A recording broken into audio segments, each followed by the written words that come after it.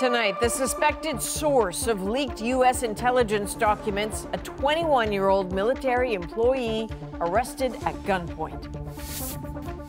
Somebody went in your house and took something and put it out on the street. That's what we're talking about here. The calls for increased security.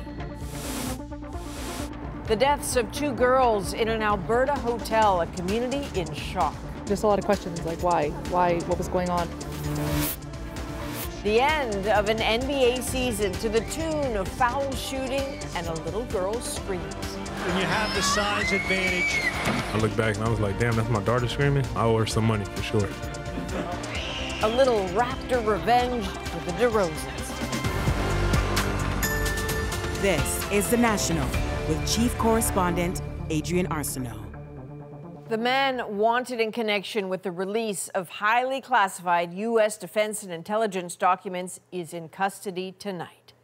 That is Jack Teixeira, U.S. National Guard member in handcuffs, flanked by heavily armed FBI agents.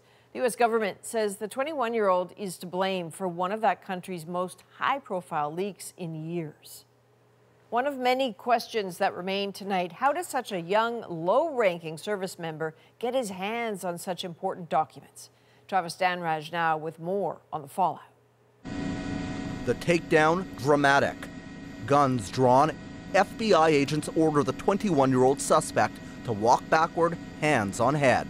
Today, the Justice Department arrested Jack Douglas Teixeira in connection with an investigation into alleged unauthorized removal, retention, and transmission of classified national defense information. A guardsman with the U.S. Air Force in Massachusetts, it's alleged Teixeira leaked dozens of classified documents containing everything from information on U.S. allies and adversaries to assessments related to the war in Ukraine. We didn't realize the sheer, just immense nature of these leaks until a bit later. The Washington Post interviewed a friend of Teixeira, a member of a small online group where the documents were initially shared.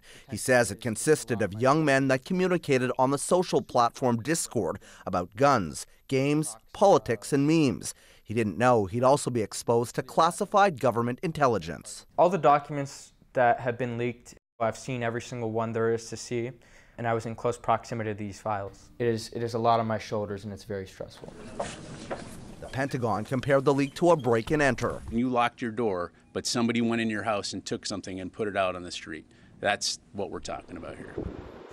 Some security experts say the Department of Defense needs to do a better job protecting state secrets. There are tens of thousands of people, even cleared at the highest levels, that can get inside these secure facilities. The damage done is still being assessed, but despite potentially far-reaching implications, the president would only say this. Are you concerned about our relationship? Are you concerned about the leak? Okay, guys, it's time to go. I'm not concerned about the leak because I'm concerned that it happened. But there's nothing contemporaneous that I'm aware of that is of great consequence. So, Travis, yes, the accused is now in custody. But then there's that information. It's already out there. It's out there, and it's already been circulating on pro-Russian social media sites. So in terms of mitigation, there's not much that can be done. Now, you know, the officials are saying basically that they have been in touch with allies and partners to brief them. The Pentagon is saying that it is launching a review to see about the national security implications, and the House Intelligence Committee, they're also investigating this because they want to prevent it from happening ever again. No kidding. Travis Danraj, thank you. Thank you. Here at home, police in Alberta are investigating the deaths of 2 girls aged 12 and 13. They were discovered dead in a hotel. As Julia Wong shows us, the tragedy has shaken the entire community. In the small town of Sylvan Lake, Alberta, known for its picturesque views and a waterfront lifestyle, a tragic discovery. 2 girls, 13-year-old Olivia Johnson and her 12-year-old friend, were found dead in a hotel room. Both were from the area. Police say their deaths are not suspicious, but are not ruling out an overdose. I could say that an overdose is certainly could be part of that investigation, could be one of the ultimate conclusions that are made, but I'm not able to confirm any more than that. Police are not saying why the girls were at the hotel or whether anyone else was in the room with them, only that a parent was at the hotel. Roughly 17,000 people live in Sylvan Lake, which lies west of Red Deer and sits between Edmonton and Calgary. Jump. The news has shocked the small community. Just a lot of questions, like why, what was going on? You hardly hear stuff like that in communities like these, like a very quiet community, right? But yeah, hopefully it doesn't happen again. It shakes you. It makes you question, because one, are you doing everything as a parent that you can do? We're all just completely heartbroken by the loss. The superintendent of the local school division says supports are being put into place to help fellow students. Classes start up again Monday after the spring break. We'll have family school wellness workers, additional ones on site for Monday's return to school. Should there be a need with the students, they will also provide some support to staff. Mounties say the medical examiner is now investigating and looking into the cause of death. RCMP say that will determine what next steps they take as this small community comes to grips with this tragedy. Julia Wong, CBC News, Sylvan Lake, Alberta. A Quebec police officer who was killed in the line of duty has now been laid to rest.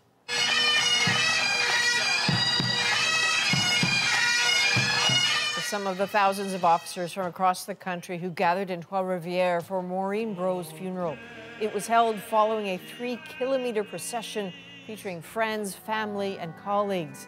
The SQ sergeant was killed late last month while issuing an arrest warrant. Her attacker also killed by officers responding to the scene. Maureen Brault was 42. She leaves behind a husband and 2 children. And the family of a teenage boy killed in an attack in Surrey, BC is demanding action. 17-year-old Ethan Bestflug was stabbed to death on a bus on Tuesday. Susanna De Silva met with loved ones struggling to understand why and desperate that no other family have to endure what they have. The face of a mother lost, unable to understand. He's like the perfect kid anybody would. Like, it just doesn't make any sense. Like, why? 17-year-old Ethan Bestflug's family says he was kind, loved his family, and should not have been killed on a bus. He was a trouble-free kid. I mean, the kind of kid you want to have as a kid. It's just so random and senseless. The teen was heading home after hanging out with friends at a park. He grabbed the bus to Surrey, where his mom was going to pick him up. Moments before he was supposed to get off, he texted a friend that other teens had gotten on who were making him uncomfortable. Then he stopped replying. I follow him on the GPS, so I seen that he got to the bus, and then all of a sudden he was going to Royal Columbian Hospital, and I got in my car and I rushed over to the hospital searching for him. But it was too late. Like, I literally was outside my body. I just wanted my life to end. I wanted his. Like, I would have traded mine. I don't understand why it had to be him. Why him? His attack is just the latest in a series of violent assaults on transit since the beginning of the month, including a man who had his throat slashed on another Surrey bus. So far, there have been 18 assaults with weapons this year, compared to 10 in the same period last year. We're seeing more calls with a mental health component. We're seeing more calls with weapons being involved, and we're seeing people get hurt and even die. Police patrols are being stepped up while investigators have identified a suspect, but no arrests have been made. Just got to remind them that they had a big brother. Heart of gold. Bestflug's family, including his 4 younger siblings, are trying to figure out how to move on. It's just hard to walk in that house again. We're moving. We have to. Can't even see it. Can't even be there. They're demanding changes to laws, policing, and society to try and prevent more deaths like his. Susanna De Silva, CBC News, Vancouver. And still in BC, some Simon Fraser University football players are going to court, trying to prevent the school from permanently sidelining the program. As Renee Filipponi explains, it's the latest move in what's been a jarring few days for student athletes. Man, I don't remember a time when I wasn't playing football. I've been playing it since I was 6. The news was abrupt and came as a shock for these SFU football players that it was game over for their sport here. I mean, obviously, it was a lot of tears. This is definitely a place you pour your heart and soul into. And that is going to be 2 points. The team had been playing in the NCAA's Lone Star Conference, a league based in Texas. The conference decided not to renew SFU's contract for the 2024 season. But instead of playing one more season this year, SFU announced the end of football immediately. An application for an injunction has now been filed in the BC Supreme Court on behalf of 5 players. Now, the claim is a breach of contract claim. These players all came to SFU based on promises, commitments. In a statement, the SFU president said the university has carefully considered all available options and concluded that football is no longer a feasible sport for SFU, but it will honor athletic scholarship commitments for students in the upcoming school year. Critics say the university hasn't done enough to save this season or find a league for the future. I have not seen a process like this happen in 30 years with zero consultation. It's all left some players worried about what's next. Me personally, I don't think I could stay here just due to the fact that I want to pursue my dream of playing football. There has been an outpouring of support from the sporting community. And hopefully the powers that be at the university will listen to us. I refuse to believe that a university can't find a solution. Some are still hoping for a Hail Mary that SFU could change its mind and give the team the chance to suit up again. Renee Filipponi, CBC News, Vancouver. Well, after some cruel cold stretches, southern Ontario and parts of Quebec are getting a bit of a gift in terms of weather, some record-breaking warmth. And we're not talking about a one-day wonder. It's been hanging around for a bit. As Lisa Shing shows us, residents might want to enjoy it while they can. When it's summer in April, it's sun's out, guns out. I'm on my way to the beach. You're on your way to the beach? Yeah, we're going to play some volleyball. I'm just having a great time today. I'm missing work. Don't tell anybody. Cheers. Cheers. Temperatures in Toronto hit a record 29 degrees. We came from Alberta, so it's super cold there, and now it's perfect here. It's like tropical. Came over from Ireland on Tuesday, so it's a lot better than there. And just a few days ago, after an ice storm cut off power to more than 1 million Hydro-Quebec customers, this is a welcome 180 in Montreal. The weather's nice, unexpectedly. It's amazing. It just feels so good to have the sun on my face. While people are making the most of it, there's still some stuff you can't do, like head to the golf course, at least in parts of Ottawa. The ice storm last week certainly set us back. So right now, really, the key is just these warm temperatures to dry the grass out. And if you're itching to get out gardening gloves, you have to wait a bit longer too because the ground's still frozen. So I would say hold off. If you are really keen, there are a few veggies you can put in. Meteorologists say unusually high temperatures for a day or two isn't all that rare for this time of year, but 4 days in a row above 20 degrees is unusual. The longest on record was back in 2008, 7 consecutive days. That flux in weather will only become more common. It's more of a tendency of extremes. So we'll see more occurrences of very high temperatures, more occurrences of very low temperatures as well. Speaking of which, this heat isn't here to stay. In southern Ontario next week, there's still a chance of flurries. Lisa Shing, CBC News, Toronto. And there's been a severe weather system in the U.S. that grounded hundreds of flights at Fort Lauderdale's International Airport. 26 inches of water in the airport is unprecedented, so we have never had to deal with such an item. From flooded runways to submerged vehicles, the heavy rains, which began on Monday, have caused huge disruptions. Some residents were forced to leave their homes on boats. No injuries or deaths have been reported. Florida is also home to one of the latest legal restrictions on abortion rights for American women. A new law in that state, plus a new court ruling about a case in Texas, are causing lots of anxiety. Katie Simpson now on the restrictions and the reaction. The workdays are long for abortion providers trying to figure out what services they can still offer. I have, unfortunately, some of my legal colleagues on Quick Dial. Melissa Grant is the co-founder of CareFem, a national network of abortion care providers. She's urging patients to keep their appointments, even though some options are now restricted. This is the most bizarre, frustrating, frightening environment that I could have imagined. The ban on mifepristone, ordered by a Texas judge, has been partially blocked by an appeals court. It ruled the drug must be made available, but with new restrictions. Patients now have to visit a doctor in person, no more mail delivery, and the window in which it can be used has been shortened from 10 weeks pregnant to 7. A rollback of rules from recent years that made the drug more widely available. We believe, again, the law's on our side. We're going to prevail. We're going to continue to fight. That is the commitment that we're going to make. The Supreme Court is being asked to intervene. The Biden administration does not want any restrictions while this case is litigated. Anti-abortion activists argue the Food and Drug Administration didn't follow proper procedures in approving mifepristone 23 years ago. They fast-tracked the approval without doing the due diligence that was required. This comes as Florida passed a new 6-week abortion ban. Pro-choice protesters in the State House disrupted proceedings, spilling out into the hallways with some lawmakers doing what they can to keep their spirits up.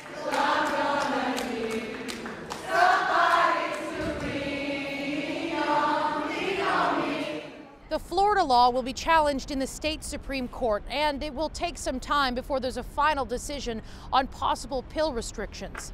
But in the short term, it is about to become harder to get an abortion in America. Katie Simpson, CBC News, Washington. The woman who turned the miniskirt into must-have fashion and helped design the look of the swinging 60s is being remembered today. Mary Quant has died at the age of 93. Oh, well, the fabrics are made flat, and women are round, and there's this terrible problem of putting the two together, you know. British designer Mary Quant was a visionary. In the late 1950s, she turned conservative post-war fashion on its head, injecting color, fun, and short, very short hemlines into the mix. I feel a designer has to be someone who's permanently bored of the way people look. The new youthful look was an instant hit. London's Victoria and Albert Museum says it is impossible to overstate her contribution, tweeting, "She represented the joyful freedom of 1960s fashion." Women couldn't even run before she invented her clothes, and then once, women kind of started wearing miniskirts and all started running around and having a great old time. But along with her fashion sense and that iconic bob, Quant also had a keen business sense. Her first London shop became a magnet for celebrities, and then she opened more and moved into cosmetics. She called the work wonderfully exciting and fun. Many today would add to that, trailblazing. At least a dozen Canadian websites were taken down this week in cyber attacks.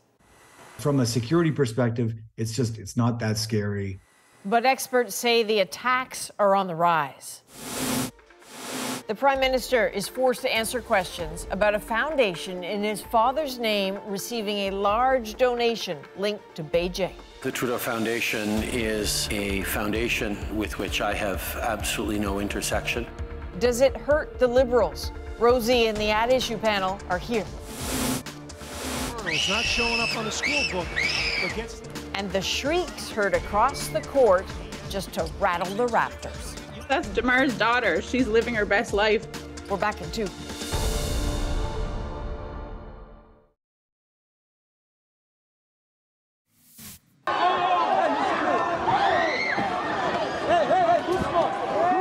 Those are police and protesters clashing again on the streets of Paris today during the 12th day of a nationwide strike against the government's pension reform plan.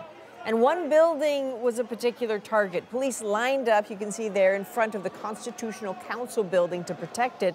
But some protesters still made it inside with flares. The council is due to rule tomorrow on the legality of the bill, which raises the retirement age from 62 to 64. A group of pro-Russian hackers is taking responsibility tonight for a cyber attack that sent Hydro-Quebec's website offline. As Kate McKenna tells us, some are viewing this incident as a form of retaliation. Hydro-Quebec has been forced once again to fix a major outage. Last week, millions in the dark because of freezing rain. Now its own website taken down by hackers. Around 3 a.m., we identified a cyber attack, which is a type of denial of access. Our customers can rest assured that their information, their data were not impacted. Hydro-Quebec was one of a dozen targets this week. The websites of the Prime Minister's office and the Senate were also temporarily forced offline. It's not a very sophisticated attack. It's just the sort of the low-hanging fruit. In this sort of attack, hackers spam servers, overwhelming them, knocking sites offline. But experts say they're not a risk for data leaks. From a security perspective, it's not that scary. It's not that intimidating. It's impossible to know who did it, but the pro-Russian group known name 05716 takes credit, following a visit from the Prime Minister of Ukraine. This group almost certainly wants to try and create publicity and awareness for their cause at a time when Ukraine's Prime Minister is here. And we have seen them do that in other countries too. Canada's cybersecurity agency says it's seeing more threats than ever, a byproduct of Russia's war in Ukraine. But the Prime Minister says his government won't back down. Denial of service attacks on government websites, bringing them down for a few hours, is not going to cause us to rethink our unequivocal stance of doing whatever it takes for as long as it takes to support Ukraine. The Cyber Intelligence Agency did take a rare step, announcing that Canada's energy infrastructure was recently threatened. They didn't share many details except to say that nothing came of it, but it was serious enough to trigger an alert to members of Canada's energy industry. Kate McKenna, CBC News, Ottawa. A new Russian law has many people in that country afraid of what's to come. This week, Russian Parliament approved a law to make the conscription process more efficient and harder to evade. Briar Stewart now with fears that another mobilization wave is imminent. Max Nikolsky landed in Turkey for a vacation last fall, just hours before Russia announced its mobilization drive. So he stayed. I don't want to go to war, and I don't want to receive a draft paper. It was quite an easy decision. He wasn't around to receive the draft notice dropped off at his former employer in November. But soon the orders will be delivered electronically through this well-used government portal, which citizens log on to do things like pay taxes or renew a driver's license. Nikolsky used to think the website was an innovative way to make life easier. Not anymore. Right now, it appeared that it's like upside down, that, you know, it turned out to be like some kind of digital gulag and everything. If people don't turn up at the military enlistment office, they will be banned from leaving Russia and face restrictions like not being able to buy or sell real estate or register a vehicle. Those also apply to people living outside the country. On the streets of Moscow, some are worried. It all looks like a growing degree of insanity, said this man. I feel like this is the next step, and I don't know how it will end. Others speak of patriotic duty. Every man should pay his debt to the motherland, and if any measures are needed for this, then I think it's right. This Russian lawyer says while there are still a few avenues to challenge a draft notice, people will no longer be able to try and physically dodge them. There are problems at the front and everyone can see this, he says, and there are also problems with recruitment. The government says it's going digital to try and clean up the chaotic conscription system. It denies claims that Russia is on the brink of another mass mobilization, which led to hundreds of thousands of men fleeing the country last year. Simon Soblin fled months before mobilization because he feared it was coming and says, like many others, this new law will keep him away. But with this new law, I will just not feel safe to go there. And I don't think I will feel safe ever again. He says not until the war is over and a new government is in power. Briar Stewart, CBC News, London. After the break, Rosie's here with that issue. Hey, Rosie.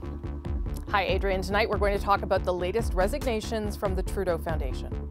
As you well know, the Trudeau Foundation is a foundation with which I have absolutely no intersection. Is there damage by association for Justin Trudeau? Has the foundation been politicized, or are there questions to be answered? Chantal, Althea, and Andrew join me to talk about that and more.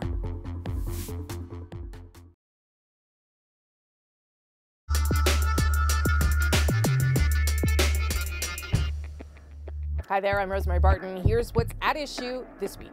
The Pierre Elliott Trudeau Foundation's president and board of directors have resigned. A check for $140,000 donated by a Chinese businessman has raised questions, though the foundation says it has attempted to return it.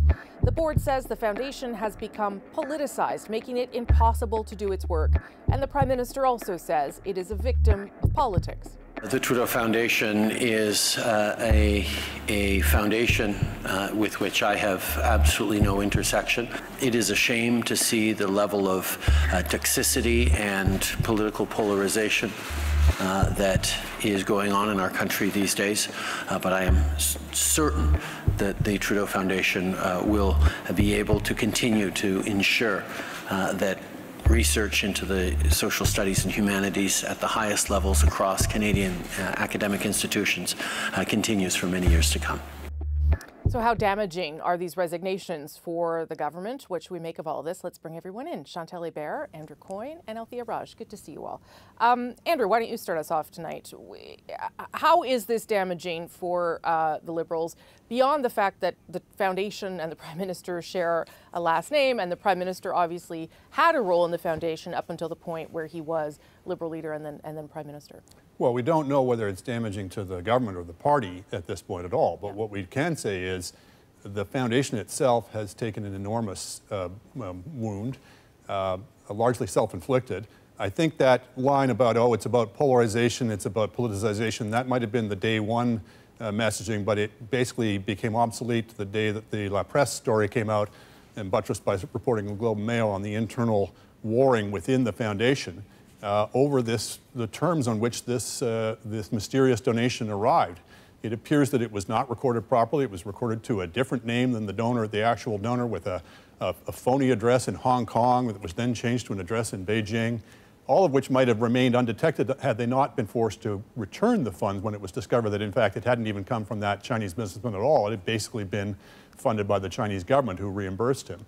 And when that came out, the current directors and management of the foundation seemed to have been rather taken aback at the practices that had been allowed to take hold, particularly over this donation, under their predecessors.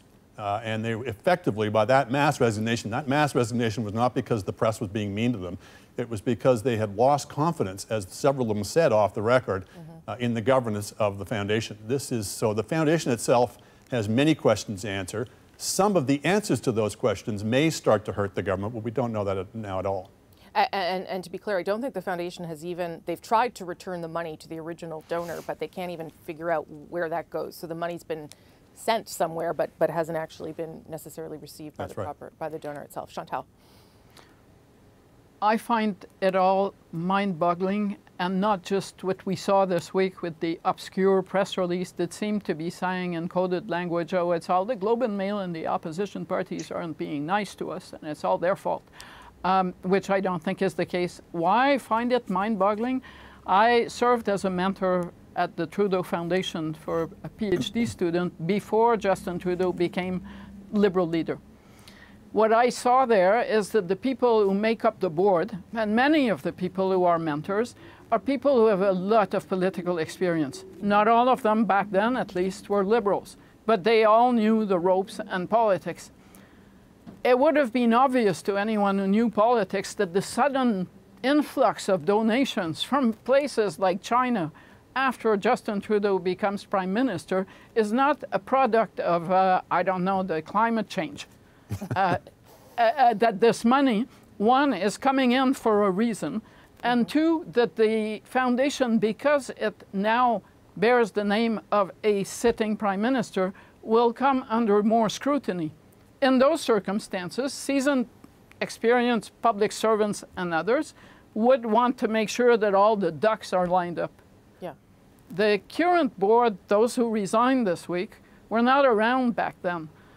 But it still boggles the mind that so many people with so much experience would think it doesn't really matter that we're writing a receipt for charity purposes to one name rather than the other, or would think something other than, oh, aren't we fortunate? We have the name of the current Prime Minister, so now money is being poured upon us. It's very, well, it's very sloppy, to say the least. Yeah, I mean, it would have or should have raised eyebrows at very least, Althea, you would back think. then. Inside. Yeah, back then. Yeah. Althea? Yeah, when you look at the list of the people who are on the board of directors, the people who form the members who appoint the board of directors, these are all people, most of them are people who would have political antennas, who would be able to say, hey, this is a problem. That being said, that may not have risen to the level where the members were informed or the board of directors is informed. Like, I don't know, but it's possible that staff decided not to alert the board of directors about this. But regardless, I think it does raise very valid questions. And I don't know if that's CRA investigating or if it is, as the Bloc Québécois leader suggested early this morning, if it should be the Auditor General investigating.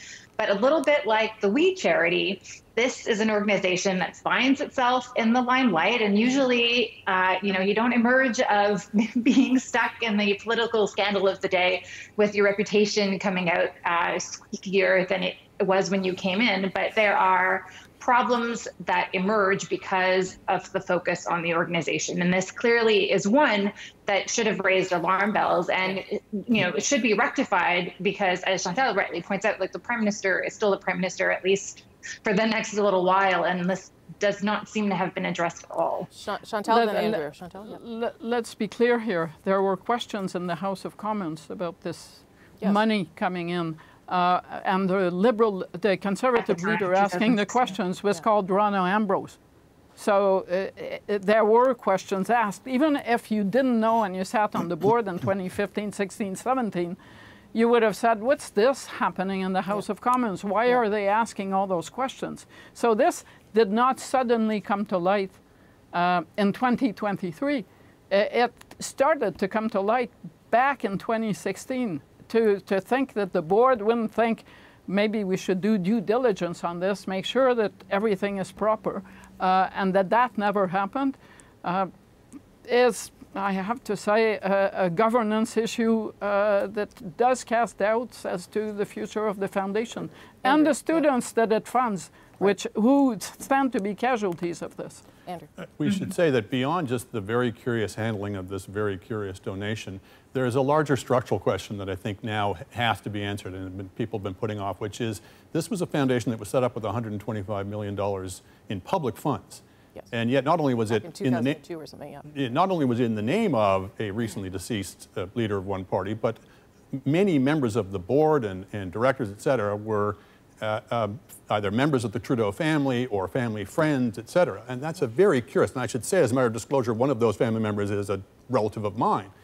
But to have something managing public funds that is so clearly under the, within the ambit of a political family that is highly contentious to this day, might have been sustainable if no successor of Pierre Trudeau had then gone into politics and become Prime Minister. But to have the Prime Minister sitting there with this family foundation, essentially, even though it's publicly funded, was asking for trouble, and we got it.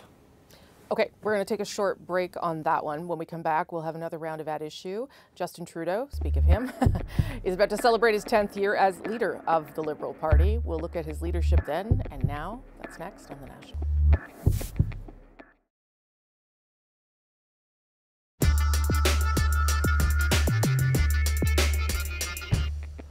Welcome back to another round of At Issue. As I was saying, Justin Trudeau marks his 10th year as leader of the Liberal Party of Canada tomorrow.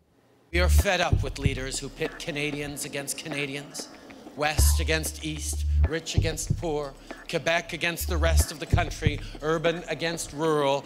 Canadians are looking to us, my friends. They're giving us a chance, hopeful that the party of Wilfrid Laurier can rediscover his sunny ways. That was the Prime Minister accepting the leadership of the Liberals all the way 10 years ago, a decade ago, even then challenging the divisiveness of politics. How has Trudeau changed since he first took power? And is he still the best option for the party going forward? Let's bring back everybody. Chantal, Andrew and Althea. I just love watching speeches from a decade ago because you can see how someone has evolved or changed or not. Certainly he's better at giving a speech. That's what I would start with. But Althea, and obviously the Prime Minister has said he's not going anywhere, but I wonder how you would reflect on his time over the past 10 years in terms of whether he's done the best for the party and whether he's still the best fit as the leader. Well, this is his party. You know, like if you think about the next leader, they will have to basically rethink what the Liberal Party is, because Justin Trudeau has remade the party into whatever he wanted it to be, which is far more left of center, which is focused on the values that he has set out and he has developed over the past 10 years. Yeah. I would say, you know, if not Justin Trudeau, who?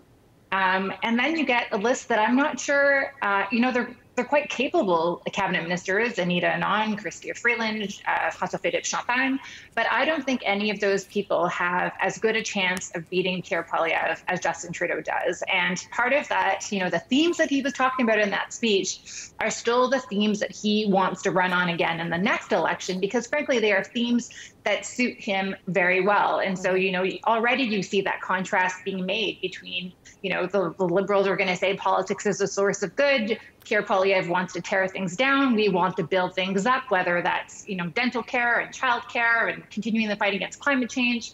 And so I think it's more than just ego, although, you know, living in Ottawa, ego is like the air that you breathe.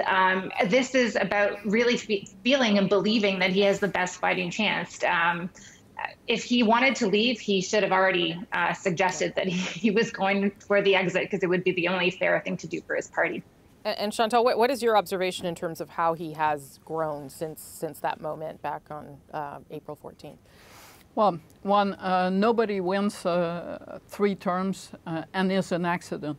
And over the course of those terms, you must be learning something, because if the person we saw 10 years ago on April 14th was the same person who fought in the last election, he would be retired by now.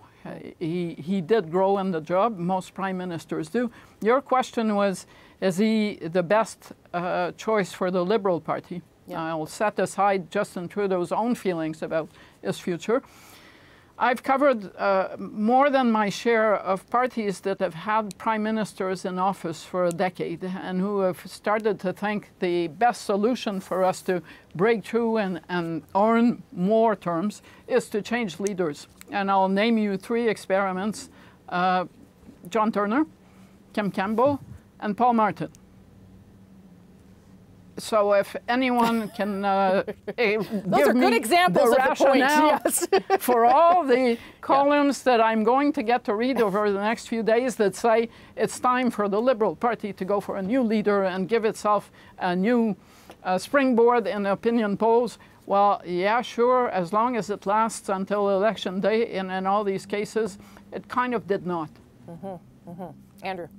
Well, he certainly, as Althea said, he owns this party. Remember, the circumstances in which he came to lead the party was they were facing an existential crisis. They'd been nearly crushed in the 2011 election. There was real questions about what was a third party, what was a centrist party still relevant for. And they decided essentially to put aside all those questions and just haul out the big name. And they rode his coattails back to power. They rode an extraordinarily well-run 2015 campaign, one of the campaigns for the ages. But also the circumstances by the method by which he was chosen, this method of not just one member, one vote, but you didn't even have to be a member, means that there's no real serious organization available to anybody who might even think of challenging him. So to some extent, it's all a moot point. That being said, yes, he's grown in some ways through experience. He's also been diminished. The Sunny Ways label simply would be laughed off the court at this point after all the scandals, after all the broken promises, after the divisive wedge politics, etc. So they managed to squeak through with the benefit, I might say, of some rather weak opposition in the terms of the Conservatives and the Conservative leaders. But they've lost 2 consecutive votes in the popular vote. They're stuck below 30%. in ordinary circumstances, a party like this would be starting to look around, would be starting to warm people up in the bullpen. But I agree, you know, you might be facing defeat in the next election, but you might be facing worse defeat with somebody else. And in particular, the fix that the party is in is they're so toxic west of Ontario. They get so few seats west of Ontario that they basically have to have a leader who can win a bunch of seats in Quebec to have any chance of forming a government. And that generally means having a leader from Quebec. So the question for any potential leadership rival or successor is, could they hold on to the number of seats the Liberals have in Quebec right now? And that would be a very open question. Chantal, then Althea. Yep. So when Jean Chrétien left or was forced out, he left a party that was riding high in public opinion to a successor who was popular in Quebec. But Jean Chrétien himself had become popular in Quebec because of the decision to stay out of Iraq. Yep. And that all vanished. Now, it's not to diminish people who hope to succeed Justin Trudeau to say that none of them is Paul Martin in Quebec or elsewhere, and brings that kind of gravitas to wanting to succeed Justin Trudeau. I agree with Andrew. At this point in Quebec, there is very little rancor against Justin Trudeau. Someone this week, and I was struck, not someone in politics, said, apparently they don't like Justin Trudeau out there. She meant outside Quebec. And I thought this is a reversal of what I've usually seen of Quebecers saying we dislike the Prime Minister. So I think if it rides on keeping Quebec and Ontario, Justin Trudeau at this point is a better choice than an untried leader. Althea. Well, a lot can change in 12 months or 24 months. And like, that's the coalition that we have at the moment. But that's not to say that if politics gets very divisive, if Pierre Poilievre takes a hard right turn, that there aren't people in urban areas in Western Canada who think, well, we need somebody else, and who, you know, all these people that we talked about, and even more that we haven't mentioned, are still organizing. They're organizing much more quietly than they were before, but they're still letting it be known that they're interested in the job. And so I think that I'm not sure that the coalition that we have at the moment is necessarily going to be the coalition for a future Liberal leader, I guess is what I'm saying. And by coalition, you mean the people that want to make the people who support him and who would vote for that person. Yeah. Last word to you, Andrew. Well, one other thing we should say is this is the second successive government where the power is so centralized in the office of the Prime Minister that you can really count on less than one hand the cabinet ministers who really matter or could potentially succeed them. So the one consequence of this centralization of power is it's making the succession for each of these parties, Conservative and Liberal, it's making for weak lineups of potential successors. Okay, I got to leave it there. That was a fascinating discussion. Thank you all. Appreciate it. Now I will send things back to Adrian in Toronto. Thank you, Rosie. Next, the scream that has basketball fans talking.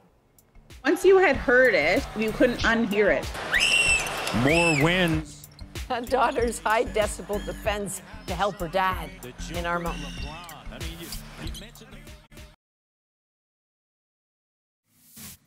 Fred, shot doesn't go.